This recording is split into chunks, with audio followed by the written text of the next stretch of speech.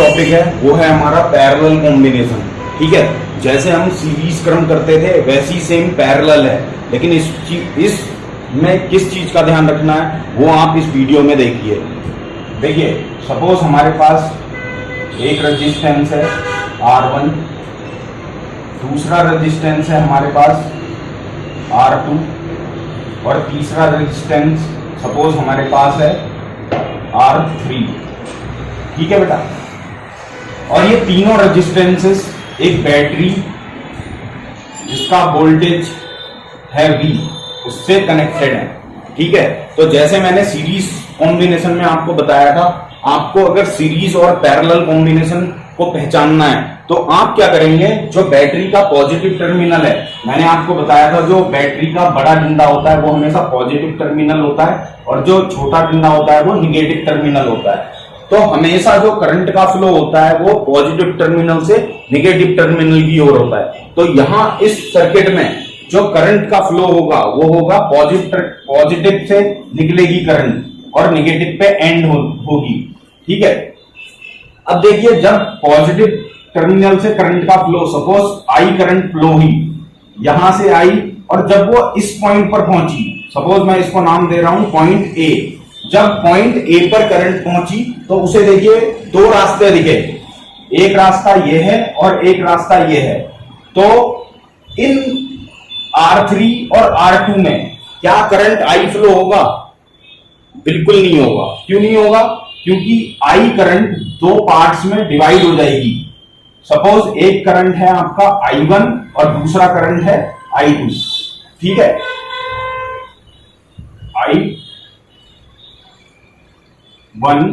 I2, सब हम इसे R1 कर लेते हैं जिससे कि आपको बहुत इजी हो जाएगा ये, और दिस रेजिस्टेंस इज R3। तो R1 रेजिस्टेंस में I1 करंट फ्लो हुई, R2 रेजिस्टेंस में I2 करंट फ्लो हुई, और R3 रेजिस्टेंस में जब करंट यहां पे I2 आएगा तो ये भी दो पार्ट्स में डिवाइड हो जाएगा। ठीक है, यहां पे I2 हो रही है तो यहां पर I2 तो जाएगा नहीं क्योंकि I2 करंट तो इसमें फ्लो हो रही है। तो यहां पे सपोज हमारी करंट कितनी फ्लो हुई? I3। तो देखिए, तीनों रेजिस्टेंसेस में जो करंट का फ्लो है वो डिफरेंट है। R1 में I1 है, R2 में I2 है और R3 में I3 है। ठीक है, तो जब भी हम करंट फ्लो करवाते हैं और जिन जिन रेजिस्टेंसेस में करंट का फ्लो डिफरेंट होता है वो रेजिस्टेंसेस हमेशा काय में होते हैं? Parallel combination. ठीक है, तो मैंने क्या कहा? मैंने कहा अगर रेजिस्टेंसेस में करंट का फ्लो डिफरेंट है, जैसे यहां R1 में I1 है, R2 में I2 है, R3 में I3 है, तो आप देख सकते हैं तीनों रेजिस्टेंसेस में जो करंट का फ्लो है वो क्या है? डिफरेंट है।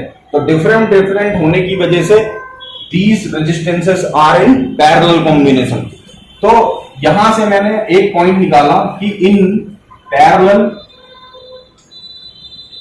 ये ठीक वैसे ही पॉइंट है जैसे मैंने सीरीज में लिखाया था, लेकिन वर्डिंग सेम नहीं है। ठीक है, तो इन parallel combination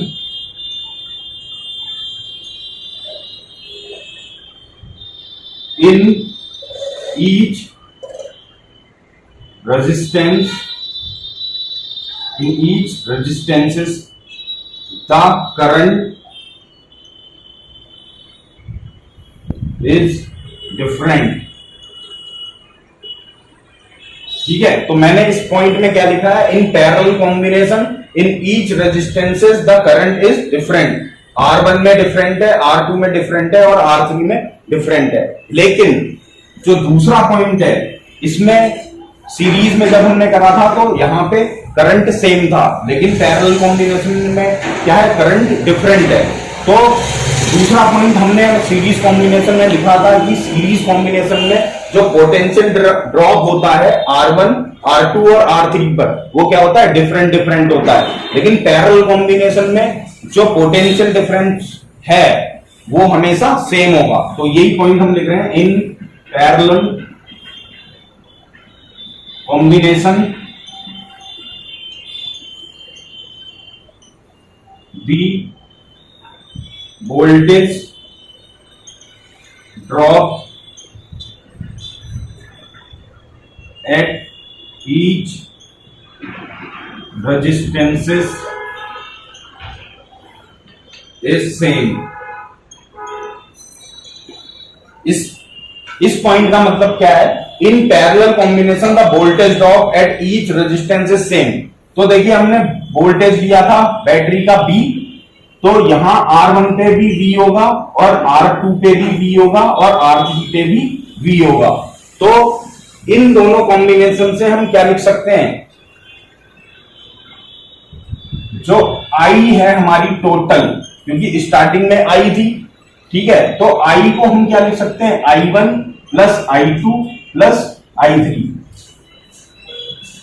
I equal to I1 plus I2 plus I3, ठीक है। जैसे हमने सीरीज कॉम्बिनेशन में जब हमारा वोल्टेज डिफरेंट था तो V equal to V1 plus V2 plus V3 लिखा था, लेकिन ये है हमारा है पैरेलल कॉम्बिनेशन। पैरेलल कॉम्बिनेशन में करंट का फ्लो हर रेजिस्टेंस में अलग अलग होता है। तो टोटल जो करंट थी मेरी I थी, I डिवाइड हो रही थी I1 में, I2 में और I3 में। तो जब हम इनको ऐड करेंगे तो हमें क्या मिल जाएगा, I। तो बाय ओम्स लॉ हम जानते हैं V equal to I R. तो यहां से I की वैल्यू जब हम निकालेंगे तो I इक्वल टू V और अपॉन में R, ठीक है।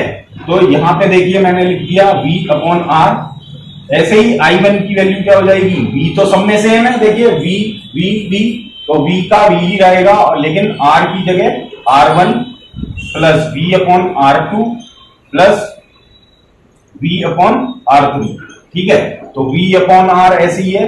उसके बाद यहां से V कॉमन ले लिया हमने, तो 1 अपॉन R1 बचा प्लस 1 अपॉन R2 बचा प्लस 1 अपॉन R3 बचा, ठीक है। तो V से V कैंसिल हो जाएगा, तो हमारे पास जो 1 अपॉन R की वैल्यू आएगी वो क्या आएगी, 1 upon R1 plus 1 upon R2 plus 1 upon R3। तो ये जो फॉर्मूला है ये केवल 3 रेजिस्टेंसेस के लिए है। अगर इस डायग्राम में मैं और रेजिस्टेंसेस लगा दूं जो कि पैरेलल कॉम्बिनेशन में हो, तो उसका फॉर्मूला फर्दर और आगे हो जाएगा। जैसे यहाँ 3 रेजिस्टेंसेस की जगह पे 5 लगा दूं, तो टोटल रेजिस्टेंस, ये आपका T डिनोट कर रहा है टोटल रेजिस्टेंस, तो ये कौन से कॉम्बिनेशन में, पैरेलल में। तो 1 अपॉन RT आपका हो जाएगा 1 upon R1 plus 1 upon R2 plus 1 upon R3 plus 1 upon R4 plus 1 upon R5। तो ये पैरेलल कॉम्बिनेशन का फॉर्मूला हो गया आपका। जब हमारे रेजिस्टेंसेस पैरेलल कॉम्बिनेशन में होते हैं तो उनका जो टोटल रेजिस्टेंस है वो हम इस फॉर्मूले की हेल्प से निकाल सकते हैं, ठीक है। आपको ये वीडियो जरूर पसंद आएगा, प्लीज इसे लाइक और शेयर करिए, और अगर कोई आपको डाउट है तो प्लीज कमेंट सेक्शन में जरूर मेंशन करिए, जिससे मैं आपके डाउट को रिजॉल्व कर सकूं। Thank you so much for watching.